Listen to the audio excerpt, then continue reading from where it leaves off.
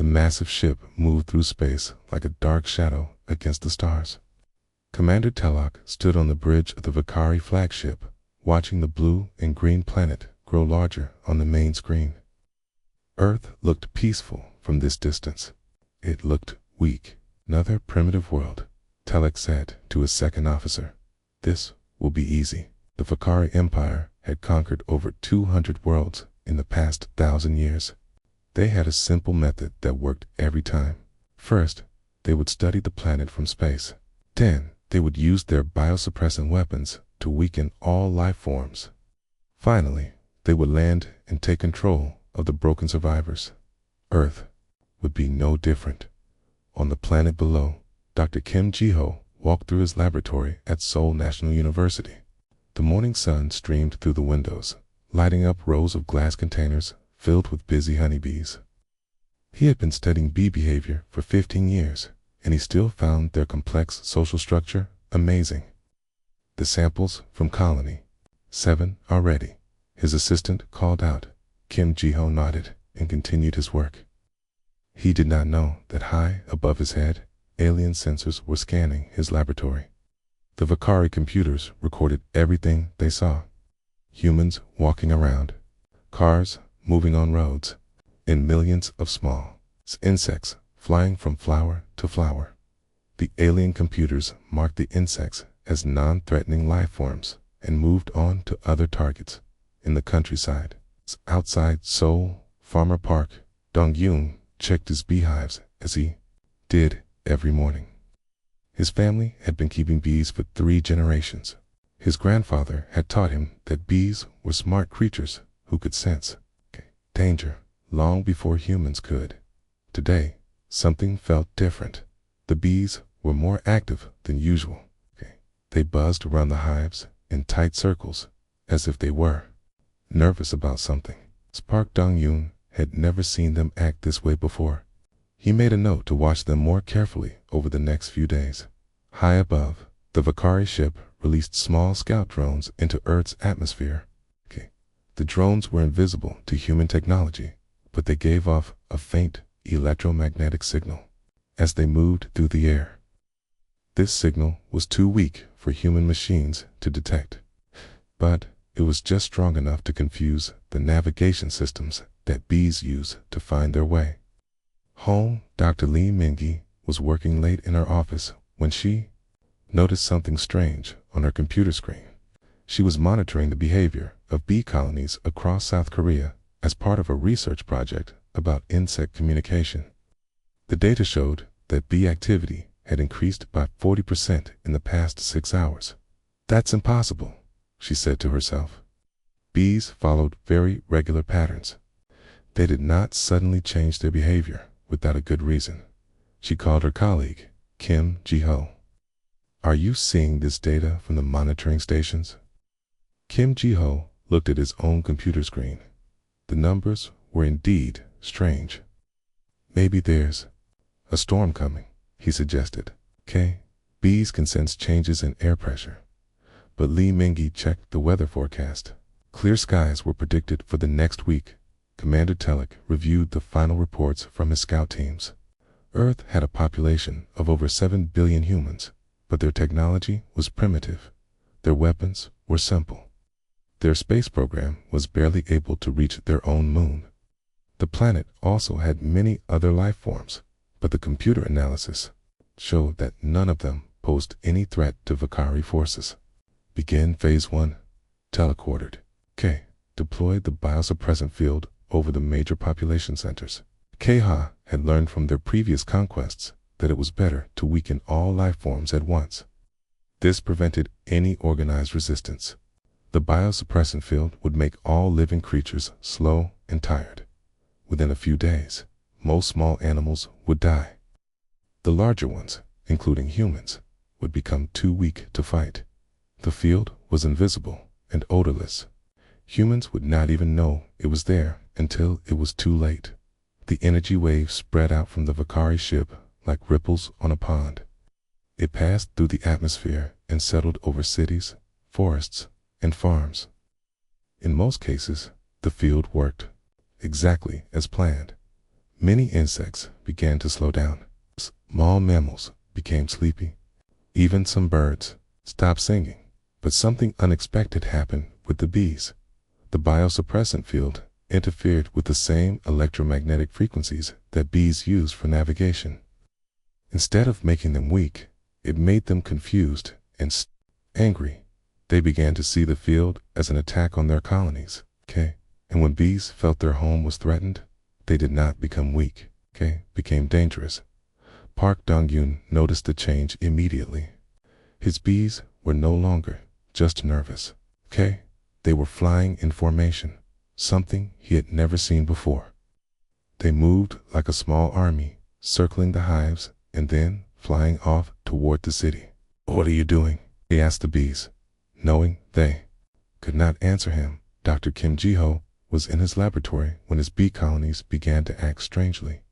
The bees in different containers started to move in the same pattern at the same time. They were communicating with each other, but their signals were much stronger than normal. "Lee Minji, you need to see this," he called to his colleague. Lee Minji arrived just in time to see something incredible. The bees in separate containers were moving in perfect coordination, as if they were all part of the same giant organism. Even more amazing, the monitoring equipment showed that colonies across the city were displaying the same behavior. "It's like they're all connected," she whispered. On the Vakari ship, the biosuppressant field monitors showed normal results for most life forms. But there were some strange readings coming from the insect populations. The computer systems had been designed to handle large animals and intelligent species. They were not programmed to understand the complex behavior of social insects. "Sir," the communications officer reported to Commander Telek, "we're getting some unusual electromagnetic activity from the surface." Telek looked at the data display. "Probably just interference from their primitive technology," he said. "Continue with phase 1, but down on Earth, something was happening that the Vakari had never encountered before. The biosuppressant field was not weakening the bees. It was making them stronger, more organized, more united." Park Dong-yoon watched in amazement as streams of bees flew overhead, all moving in the same direction. They were not just bees from his farm anymore. They were bees from every hive in the area, flying together towards some common goal. The farmer did not know that his bees were about to become Earth's first line of defense against an alien invasion. He only knew that after 30 years of working with bees, he had never seen anything like this before. The Vakari Empire was about to learn that sometimes the smallest creatures can be the most dangerous enemies of all. The morning sky over Seoul was clear when the Vakari ships appeared. They materialized slowly, like dark clouds forming out of nothing. People on the streets stopped walking and pointed upward. Car horns honked as drivers pulled over to stare at the massive vessels floating above the city. Ambassador Choi Sung-min received the emergency call at his office in the Ministry of Foreign Affairs. His hands shook as he answered the phone. In all his years of diplomatic service, he had never prepared for a situation like this. "Okay, we need you at the Blue House immediately," the voice said. "The beings in the ships are requesting to speak with our government leaders." Choi Sung-min looked out his window at the alien ships. They were enormous, easily the size of city blocks. Dark metal surfaces reflected the morning sunlight, and strange lights pulsed along their edges. He had read science fiction books about moments like this, but nothing had prepared him for the real thing. At Osan Air Base, General Yang Kung-ko was coordinating South Korea's military response. Fighter jets were already in the air, but they looked like tiny insects compared to the alien vessels. The general knew that Earth's weapons were no match for technology that could travel between stars. To not engage unless they attack first. He ordered his pilots, "We need to know what they want." The answer came soon enough. The transmission reached every television station, radio broadcaster, and internet connection on Earth at the same time. The message was simple and terrifying. "It's people of Earth. We are the Vakari Empire. It's a planet, and all life upon it now belong to us. Surrender immediately, and some of you will be allowed to live as workers. Resist, and you will all be destroyed. Voice was cold and mechanical, translated by alien computers into hundreds of human languages. But the meaning was clear in every version. Commander Telek watched the human response from his flagship. As expected, the primitive beings were panicking. Our military forces were moving into position, but their weapons were laughably weak. Their leaders were calling emergency meetings, but they had no real options. Begin Phase 2, Telek ordered. Target the non-essential lifeforms first. This will show them we are serious. The Vakari had learned that breaking the spirit of a species was often more effective than killing them directly, by destroying the creatures that humans considered harmless. They would demonstrate their power while saving the strong humans for slave. Biosuppressant weapons emerged from the alien ships. They looked like giant metal tubes pointed toward the ground. Energy beams shot downward, targeting parks, forests, and farmland. The weapons were designed to kill small animals and insects quickly while leaving larger creatures alive but weakened. Park. Dongyun was feeding his chickens when the first beam struck near his farm. He felt a strange tingling in the air, like the moment before lightning strikes. His chickens immediately became sleepy and sat down in the dirt. His dog whimpered and lay down beside the house. But his bees reacted differently. The energy beam hit them like a signal to attack. Instead of becoming weak, they became more organized than ever before. The farmer watched in amazement as every bee from every hive on his property rose into the air at the same moment. They formed a dark cloud that moved with purpose and intelligence. "What are you doing?" Park Dong-yeon asked the swarm, but they were already flying away toward the city. Dr. Kim Ji-ho was at Seoul National University when the biosuppressant beam hit the campus. Students and faculty members suddenly felt tired and confused. Many of them sat down on benches or leaned against buildings. Some of the campus cats and dogs became so weak they could barely move. But in Kim Ji-ho's laboratory, something incredible was happening. His bee colonies were not just surviving the alien attack. They were thriving. The electromagnetic interference from the biosuppressant beam was amplifying their natural communication abilities.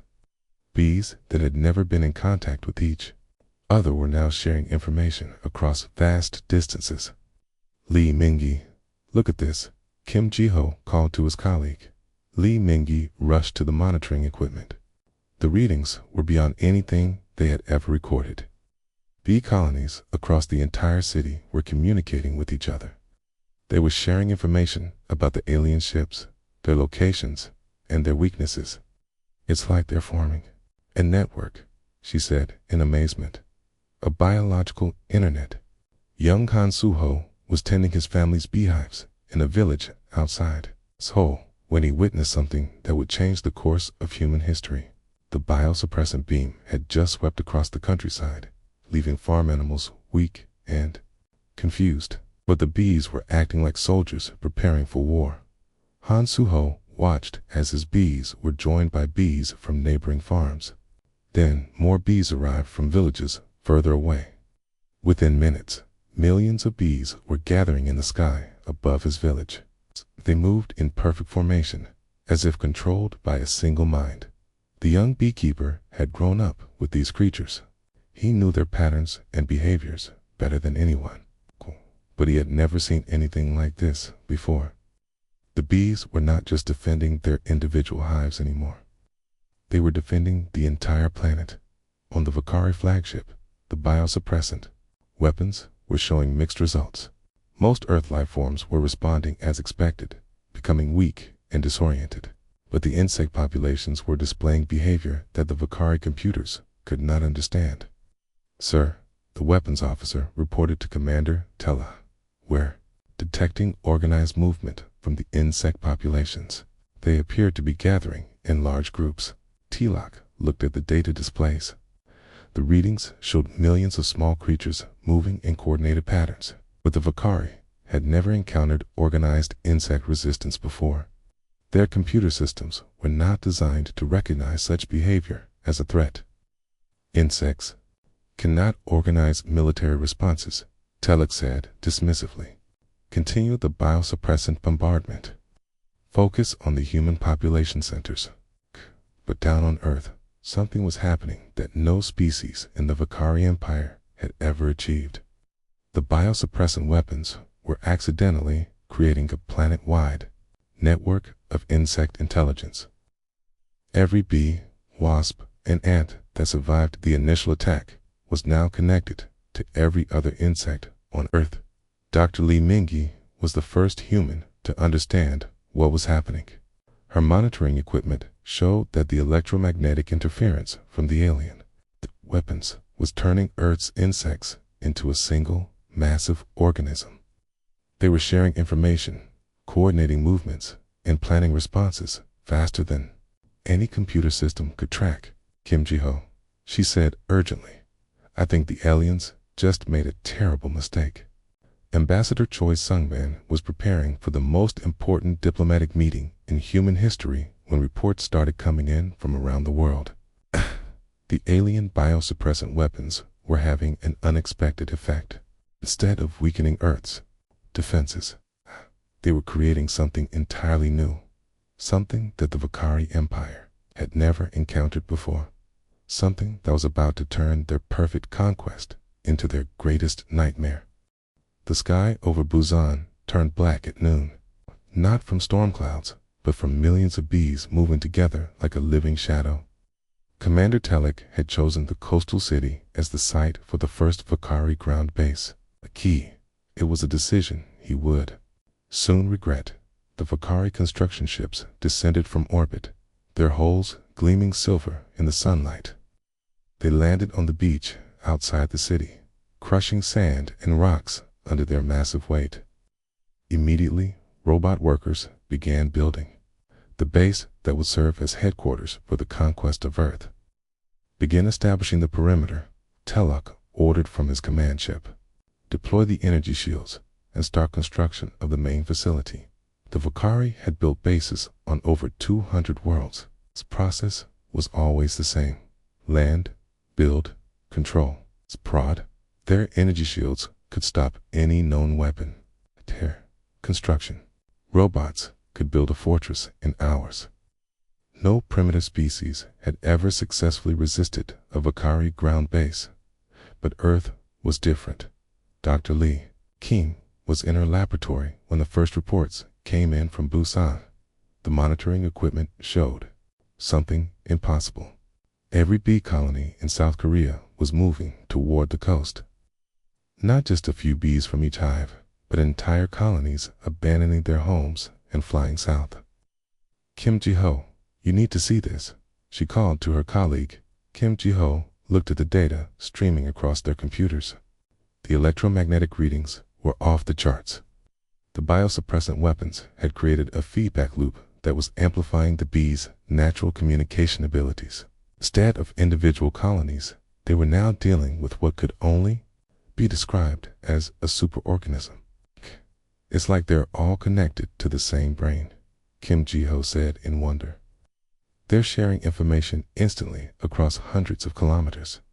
On his farm, Park Dong-yoon watched his bees prepare for something he had never seen before. They were organizing themselves into groups. Some bees were gathering pollen and storing it in special locations. Others were creating new types of wax structures. Still others were flying in patterns that looked almost like military formations.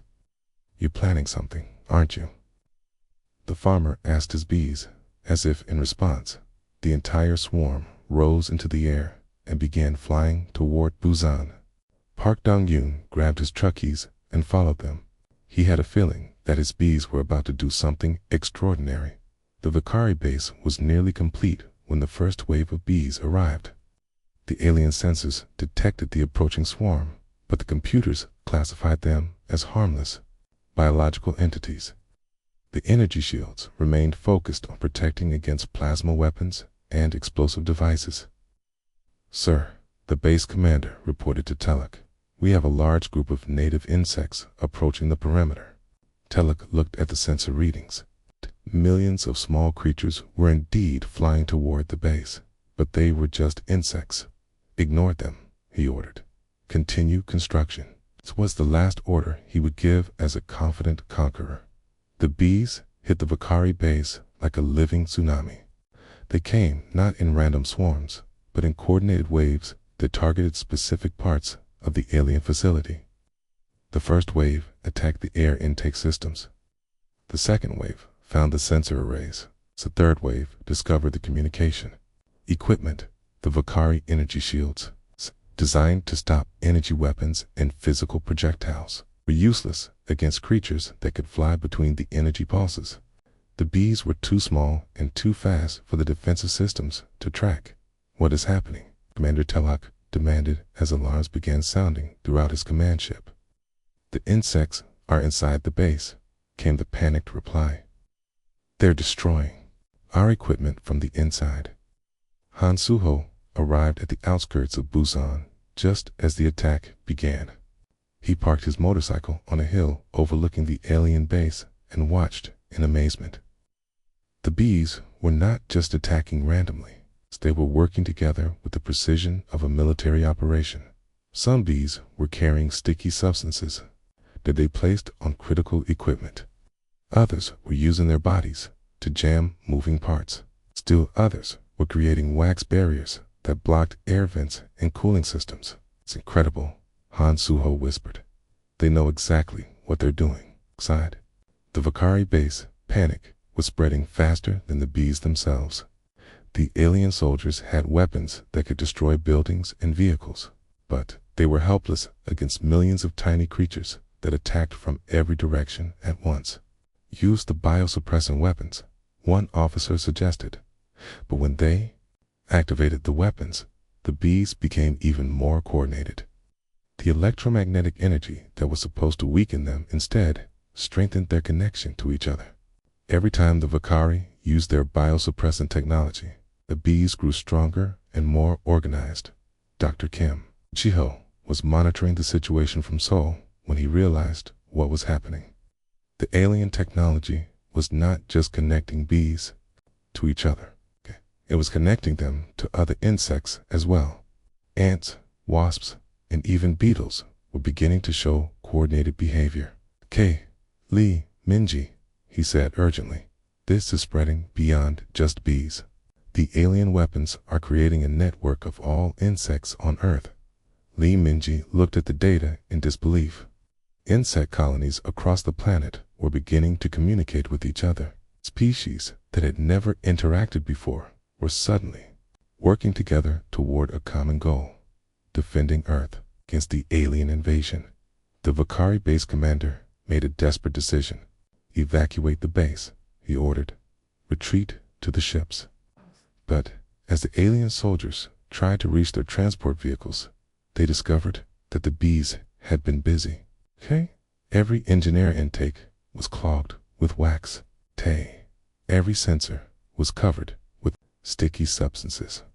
Every communication device was jammed with insects. Park Dong-yoon watched from his truck as Vakari soldiers ran across the beach, swatting at clouds of bees that followed them everywhere.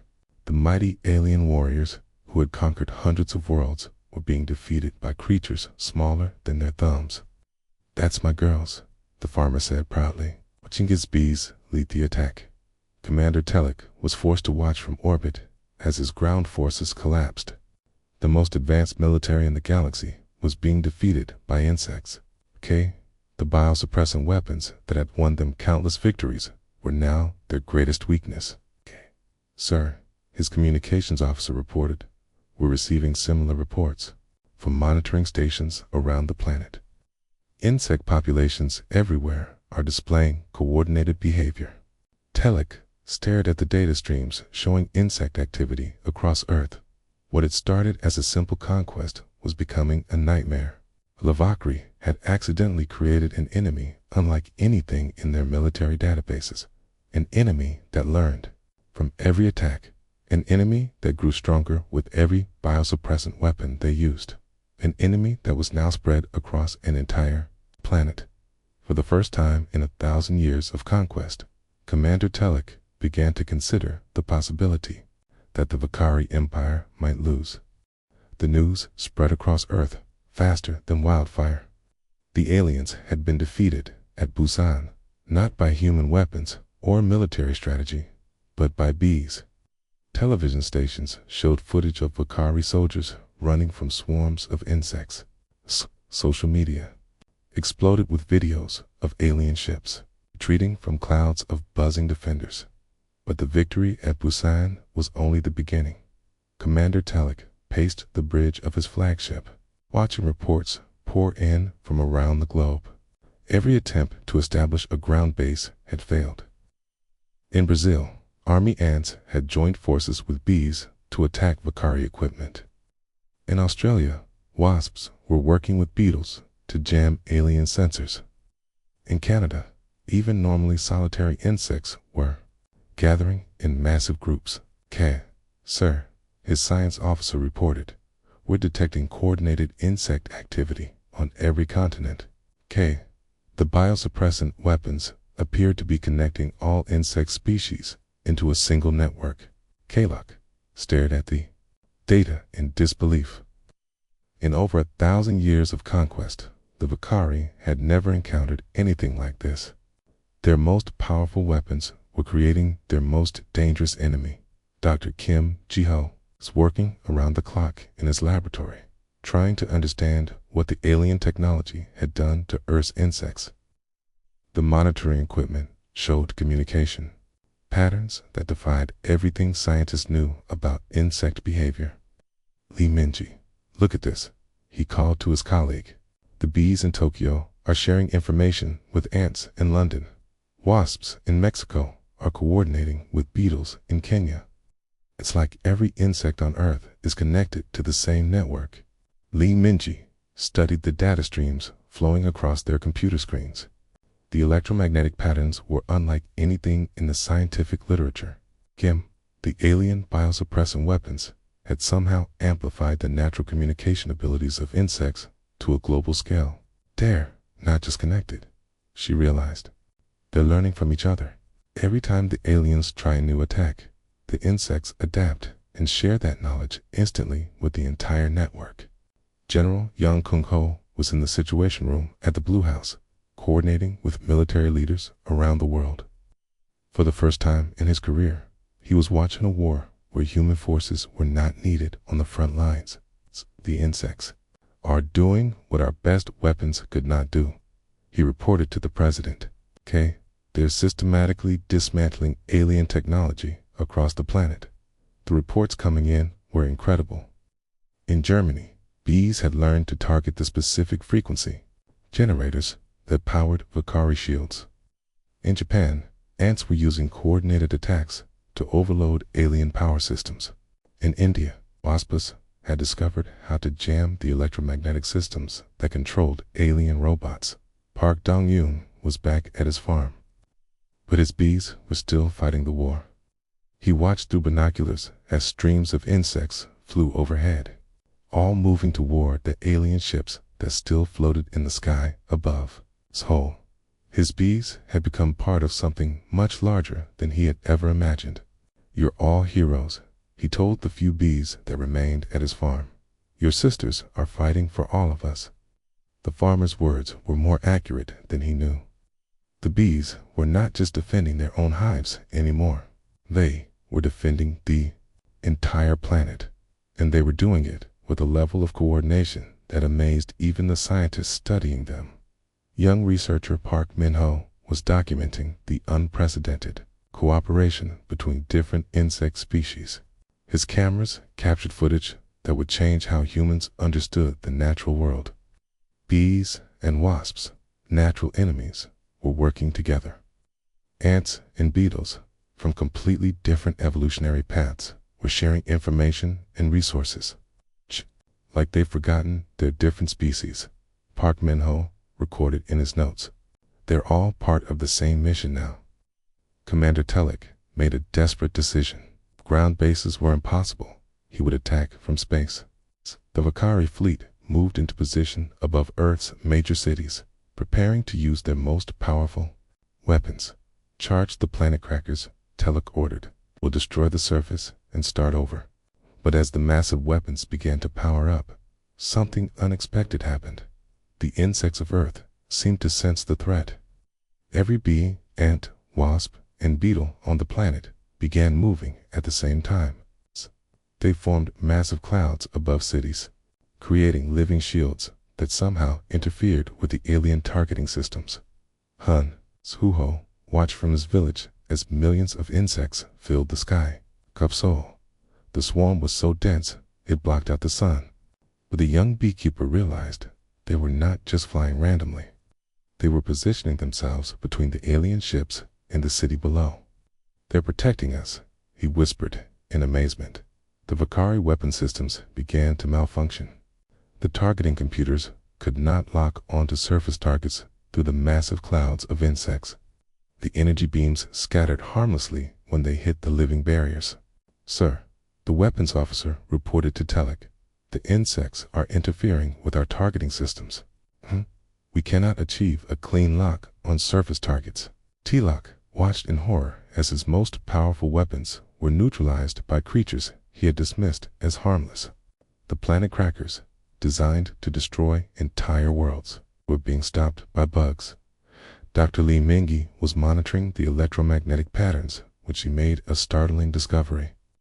The insects were not just blocking the alien weapons by accident. They were actively predicting where the weapons would fire and moving to intercept them. "Kim Ji-ho," she called urgently. "The insects are anticipating the alien attacks. They're not just reacting anymore. They're thinking ahead." The realization sent chills down Kim Ji-ho's spine. The alien technology had not just connected Earth's insects. It had created a form of collective intelligence that could outthink even advanced alien computers. The final blow came when the insects began targeting the Vakari ships themselves. Bees that had learned to survive in the vacuum of space began attacking the external sensors and communication arrays of the alien vessels. Ants somehow found their way into the ship's ventilation systems. Wasps discovered weak points in the hull plating. "Sir," the fleet commander reported to Telek, "we're losing ships. The insects are inside our vessels. Okay? They're destroying critical systems from within." Telek looked at the status displays showing red warnings throughout his fleet. Ships that had conquered hundreds of worlds were being crippled by Earth's smallest creatures. "Retreat," he ordered, the word bitter in his mouth. "Pull back to the outer system." But even as the Vakari ships began to withdraw, the insects followed them. Somehow, they had learned to survive in space and were continuing their attacks even as the alien fleet fled toward the edge of the solar system. For the first time in 1,000 years, the Vakari Empire was in full retreat. And their enemy was an army of insects that grew stronger with every passing hour. The emergency council meeting on the Vakari flagship was unlike any in the Empire's history. For the first time in 1,000 years, fleet commanders were discussing retreat from a primitive world. Commander Telek sat at the head of the table, his face showing the strain of leading the first failed invasion in Vakari memory. "The situation is impossible," reported the ground forces commander. "Every time we deploy biosuppressant weapons, the insects become more organized. They're learning faster than our computers can adapt." "How many ships have we lost?" Telek asked, though he already knew the answer would be devastating. 17 vessels are completely disabled. The insects have somehow learned to survive in the vacuum of space and are systematically destroying our external systems. Another 23 ships have suffered critical damage. On Earth below, the insects were indeed operating in ways that defied all known science. Dr. Kim Ji-ho and Dr. Li Minji watched in amazement as their monitoring equipment showed bees somehow creating protective barriers around themselves in space. The alien technology had not just connected the insects, but had given them abilities that evolution had never intended. "They're adapting in real time," Li Minji observed. "Every challenge the aliens present, the insects find a solution within hours. The transformation was visible everywhere on Earth. Park Dong-yoon stood in his fields watching bees that had returned from space battles. They looked the same as before, but they moved with new purpose and intelligence. Some bees were teaching others how to recognize alien technology. Others were sharing knowledge about weak points in Valkyrie equipment. "You've become something new," the farmer told his bees. "Something the universe has never seen before." Commander Telek made one final desperate attempt to salvage the invasion.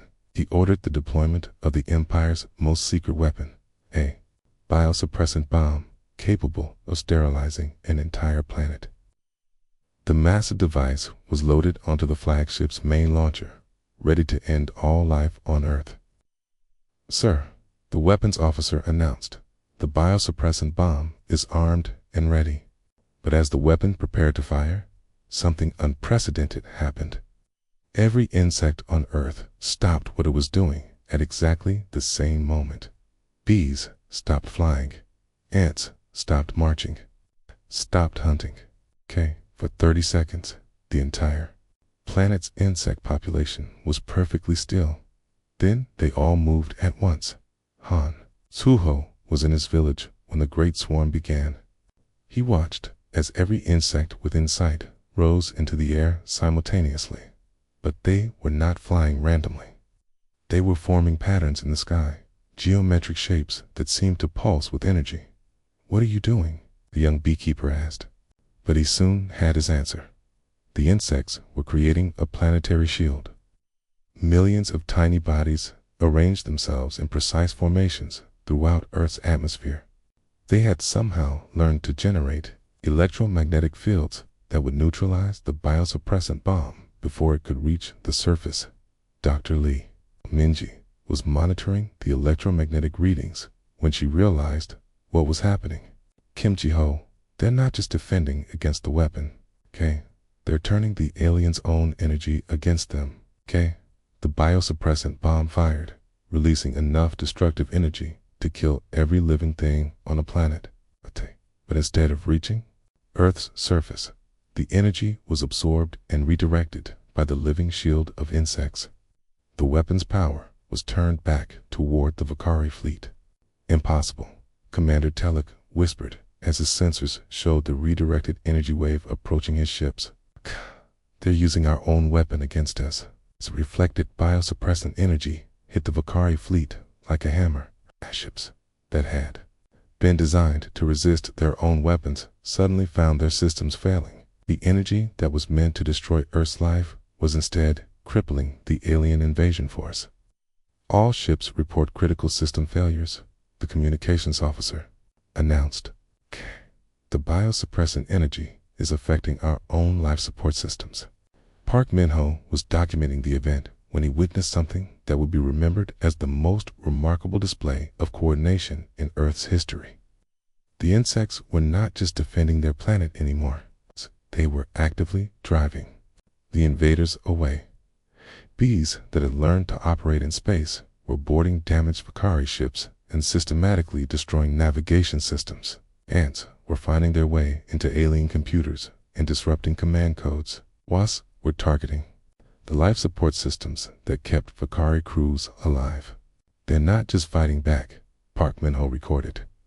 "They're ensuring the aliens can never return." Commander Telek watched his Empire's greatest fleet fall apart around him. Ships were losing power, life support was failing, and navigation systems were being destroyed by creatures smaller than his finger. The Valkyrie, who had conquered 200 worlds, were being defeated by insects. His second officer reported, "We have no choice. We must abandon the system immediately, or risk losing the entire fleet." The retreat was chaotic and humiliating. Valkyrie ships that had arrived in perfect formation now limped toward the edge of the solar system. Their hulls covered with insects that continued to attack even as the fleet fled. Some ships had to be abandoned entirely when their life support systems failed. As the last Valkyrie vessel reached the hyperspace jump point, Commander Telek sent a message that would echo throughout the Empire for generations. marked this system as forbidden. He broadcast to all Vakari worlds. The third planet possesses a defense system unlike anything in our databases. A living network of creatures that learns, adapts, and grows stronger with every attack. Any ship that approaches this world will be destroyed. The insects of Earth followed the alien fleet to the very edge of the solar system before finally turning back toward home. They had not just defended their world. They had sent a message to the universe that Earth was protected by forces beyond imagination. Park Dong-yoon was tending his hives the next morning when his bees returned from their cosmic battle. They settled back into their normal routines as if nothing had happened, but the farmer knew that everything had changed. His bees had become part of something larger, something that would forever guard their world. Dr. Kim Ji-ho and Dr. Lee Mingi published their findings about the Great Swarm, as historians would later call it. Their research showed that the alien invasion had accidentally created the most advanced collective intelligence in known history. Earth's insects had become a living defense system that could adapt to any threat. The Vakari Empire kept their word. Earth was marked as a forbidden world, and no alien ship would ever again attempt to invade the planet protected by the swarm. The insects gradually returned to their normal behaviors, but the network remained, sleeping but ready to awaken if Earth was ever threatened again. And in a small farm outside Seoul, Park Dong-yoon continued to tend his bees, knowing that the smallest creatures on Earth had become its greatest protectors.